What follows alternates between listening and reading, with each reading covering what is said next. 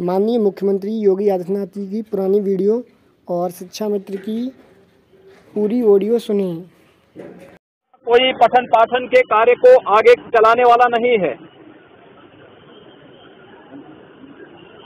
जब से शिक्षा मित्र आए थे, कम से कम प्राथमिक विद्यालयों में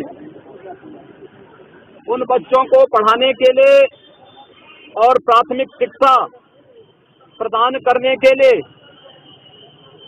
कुछ न कुछ योगदान आपके स्तर पर होता रहा था और एक विश्वास जगा था कि उत्तर प्रदेश के अंदर जो शिक्षा कभी बंजर हो चुकी थी, उस प्राथमिक शिक्षा को एक नया जीवनदान शिक्षा मित्रों ने दिया था। लेकिन कहीं न कहीं एक मिसहैंडलिंग है और दूरदर्शिता है कि हम न्यायालय के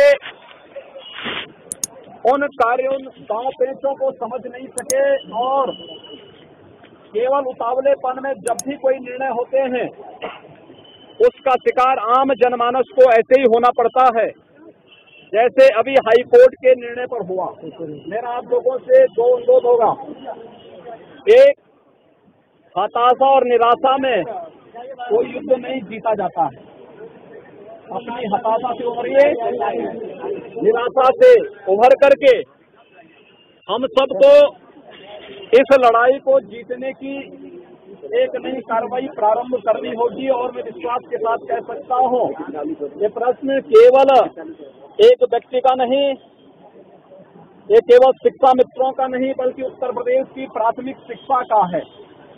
इसलिए इस लड़ाई में आप अकेले नहीं होंगे, आपके साथ एक बहुत बड़ा समुदाय आपके साथ खड़ा होगा। इसलिए मेरा सबसे पहला अनुरोध होगा कि अपनी हताशा और निराशा से उभरिए। दूसरा, उत्तर प्रदेश सरकार को अपना एक ठोस कार्यक्रम बना करके सुप्रीम कोर्ट में जाने के साथ साथ केंद्र सरकार के पास भी उन्हें अपने प्रस्ताव के साथ जाना चाहिए। केंद्र सरकार शिक्षा के क्षेत्र में जो भी योगदान देता है वो राज्य सरकार को देता है। राज्य सरकार उस पर आगे कार्रवाई करती है। अगर उत्तर प्रदेश सरकार आपसे संबंधित किसी भी उस प्रस्ताव को लेकर के पहले ही केंद्र सरकार के पास गई होती, संभवतः इस प्रकार की स्थिति नहीं होती जो आज आप सबके सामने आ खड़ी हुई है। हमको यहाँ पर किसी पार्टी का नहीं, बल्कि शिक्षा के बारे में सोचना है। हमें प्रदेश के लगभग 2.25 लाख उन शिक्षा मित्रों के भविष्य के बारे में सोचना है, उनके परिवारों के बारे में सोचना है। इसलिए राजनीतिक लाभ और हानि के लिए नहीं, बल्कि जो लोग खिलवाड़ कर रहे हैं, मजाक बना दिया है जिन लोगों ने शिक्षा व्यवस्था को, उन लोगों के मुंह पर एक तमाचा मारा जाना चाहिए इस आंदोलन के माध्यम से। और इसीलिए मैं आग्रह करूंगा, अपनी हताशा निराशा से उभरिए। इस लड़ाई को एक नया तेज और नई धार देने की आवश्यकता है। जो भी इस लड़ाई को फिर दबाने का प्रयास करेगा, वह उससे कुचल, उस आंदोलन से कुचल दिया जाएगा। इस आह्वान के साथ हमें इस लड़ाई को आगे बढ़ाने की आवश्यकता है। और प्रदेश सरकार को सबसे पहला कार्य तो इसको सुप्रीम कोर्ट में डिवीजन दाखिल करके इस पर नए सिरे से कार्रवाई करने की अपील करनी चाहिए। बहुत सारे रास्ते हैं, अगर कोई समस्या है उस समस्या का समाधान भी है। ऐसा नहीं कि कोई समस्या हमेशा के लिए समस्या बनी रहती है। अगर समस्या है तो समस्या का समाधान भी होगा, और समस्या का समाधान भी वहीं से होगा जिन्होंने समस्याएं अपनी दूरदर्शिता से प्रारंभ पैदा की है। उनको अपना पैकेज लेकर के सुप्रीम कोर्ट के पास भी जाना चाहिए और भारत सरकार के पास भी जाना चाहिए। भारत सरकार के पास कोई शिक्षा से जुड़ा हुआ, शिक्षा मित्रों के हित से जुड़ा हुआ कोई भी प्रकार का प्रस्ताव आएगा तो हम लोग संसद में लेकर के, सरकार से लेकर के संसद तक उस प्रस्ताव का समर्थन करवाएंगे और शिक्षा मित्रों के हितों को हर स्तर पर, उत्तर प्रदेश की प्राथमिक शिक्षा को हर स्तर पर संरक्षण प्रदान करेंगे। इस विश्वास के साथ आप सबसे मैं इस बात का आग्रह करूंगा, याद रखना, हताशा और निराशा से कोई युद्ध नहीं जीता जाता है।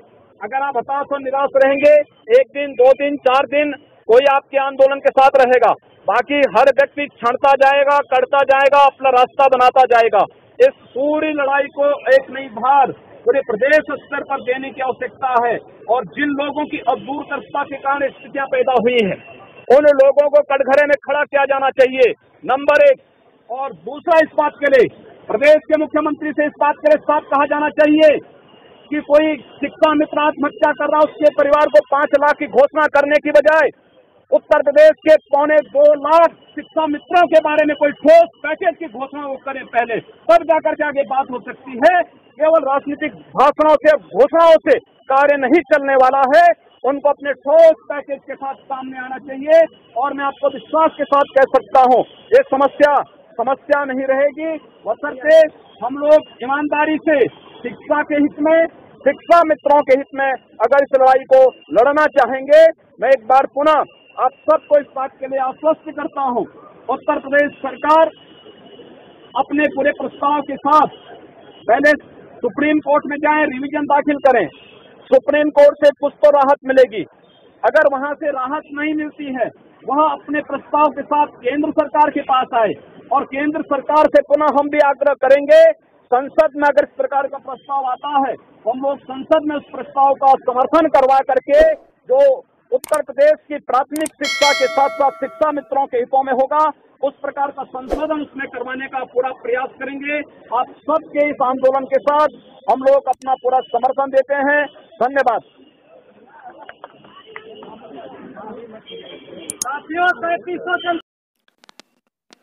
साथियों नमस्कार, मैं कौशल कुमार सिंह, प्रदेश मंत्री प्राथमिक शिक्षा मित्र संघ। बहुत समय बाद एक बार फिर आपके समक्ष उपस्थित हूँ। अभी कुछ समय पहले किसी हमारे शिक्षा मित्र साथी के द्वारा एक ऑडियो आया था, तो फिर अपने आप को नहीं रोक पाए कि चलिए आपकी बातों का जवाब भी दे देंगे और साथ ही साथ इसी बहाने जो आज की परिस्थितियां हैं उस पर चर्चा भी हो जाएगी। सबसे पहले तो हम आपको बताना चाहेंगे, उत्तर प्रदेश प्राथमिक शिक्षा मित्र संघ सुप्रीम कोर्ट से लेके जहां भी आवश्यकता पड़ी है, कभी भी शिक्षा मित्रों की आवाज उठाने में पीछे नहीं रहा। आप सभी जानते होंगे, उत्तर प्रदेश प्राथमिक शिक्षा मित्र संघ एक ऐसा संगठन रहा है कि एक बार एक लखनऊ में कार्यक्रम के दौरान जब इस सिटी मजिस्ट्रेट के पास में परमिशन लेने गए थे, तो उस समय उस मजिस्ट्रेट ने स्पष्ट कहा था, बोले जब उत्तर प्रदेश प्राथमिक शिक्षा मित्र संघ का नाम सुना तो उसने कहा अरे ये तो उग्रवादी संगठन है। तो हम लोग उस संगठन से बिलोंग करते हैं कि जिसने अपने संघर्ष को लेके हमेशा अग्रणी रहा, कभी भी संघर्ष में पीछे नहीं हटा। अब रही बात आज के परिस्थिति को लेके उसके कि जो लोग शिक्षा मित्र साथी टैट कर लिए हैं, तो हम आपको बताना चाहेंगे, उत्तर प्रदेश प्राथमिक शिक्षा मित्र संघ में अधिकांश पदाधिकारी टीईटी पास हैं। अब आप स्वयं विचार कर लीजिए, जिस संगठन के पदाधिकारी टीईटी पास हैं उसके बावजूद भी टीईटी पास को लेके अलग से कोई कार्य करने को तैयार नहीं है, क्योंकि हम लोग चाहते हैं कि जब तक हमारा एक एक साथी का भविष्य सुधर ना जाए तब तक टीईटी पास होना ना होना इसका कोई औचित्य नहीं है। हम लोग सबकी आवाज लेके आगे बढ़ने के लिए तैयार हैं। हम किसी व्यक्ति विशेष की आवाज को आगे बढ़ाने को तैयार नहीं है। हम चाहते हैं जो टीईटी पास हैं, अगर उन्होंने मेहनत की है, उनको अध्यापक बनना चाहिए, उनको उनका हक मिले। लेकिन हम ये कतई नहीं चाहेंगे कि हम सिर्फ टीईटी पास को लेके ही हम अपनी आवाज़ उठाते रहें। इसका हमारे संगठन का ना कोई ऐसी विचारधारा है। हम लोग 1,70,000 शिक्षा मित्रों को साथ लेके चले और हमेशा हमारी जो भी रणनीति होगी वह उससे हर एक शिक्षा मित्र लाभान्वित होगा। किसी एक पर्टिकुलर योग्यता को लेके यदि हम आगे बढ़ेंगे तो हमें नहीं लग रहा है कि फिर ऐसे व्यक्ति के लिए संगठन चलाने का कोई औचित्य है। इसलिए एक बार फिर हम आप लोगों को स्पष्ट कर दें, उत्तर प्रदेश प्राथमिक शिक्षा मित्र संघ जब तक हर शिक्षा मित्र के लिए उसका हक ना दिला दे तब तक हम लोग शांति से बैठने वाले नहीं है। लेकिन हाँ, इतना जरूर है, अगर आंदोलन की बात की जाती है तो आज जैसे ही आंदोलन का नाम लिया जाएगा उस स्थिति में कम से कम 50% शिक्षा मित्र ये कहने को तैयार हो जाएंगे नहीं अभी समय नहीं है, ये तो जो काम हो रहा है वो भी नहीं होने देंगे।